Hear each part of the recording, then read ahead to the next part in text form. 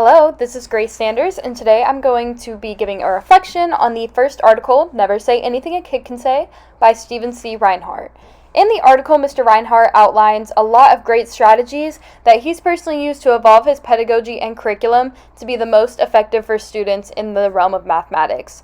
His strategies really allow the students to grapple with the concepts and to develop a positive disposition towards the subjects, which I really enjoyed.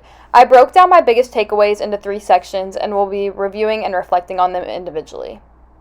So the first major takeaway I had is that it's okay to realize our teaching methods are not always effective as we think they're going to be. What's important is to not be complacent with hindering student learning. So by this, I put this because, we're obviously going to think that the lesson plans we craft are going to be great. We think they're going to be so useful and so helpful with helping students learn the mathematics concepts, when this isn't always the case. We're not always utilizing all the SMPs and all the standards that we need to, such as the literacy standards, to really help students grow and grapple with concepts. But it's okay to, realize these mistakes and make an effort to grow.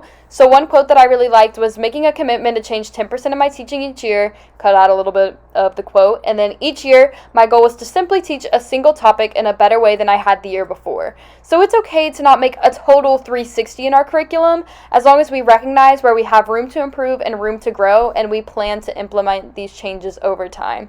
This is something that really stuck with me because even veteran and seasoned teachers are not always going to have everything perfect, and it's okay to realize that we're allowed to make changes to our original plans when the need arises. So the second point that I chose to make is, don't hold students' hands during the learning process. Let them justify their mathematical reasonings, and don't just hand out the answers freely when students show signs of struggle.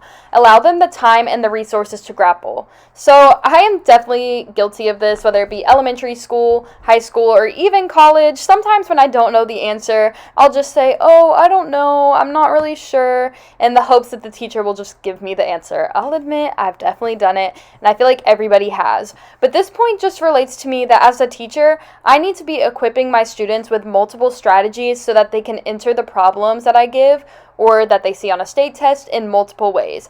I can relate it back to when we talked about the interstate. When you're stuck in traffic, sorry if you hear a cat running around, by the way. When you're stuck in traffic, you're not just going to sit there. You're going to find an exit. You're going to find a different way to go. And I can definitely relate this to math. So the quote I chose is, "No one is finished until all can explain the solution," because in mathematics, until all students have learned the concepts, we've not done our jobs as teachers.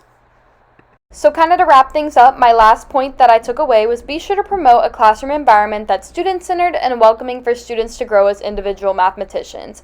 It's important to encourage collaboration, but at the end of the day, every student should be able to explain the concepts on their own and have evidence for their own thinking.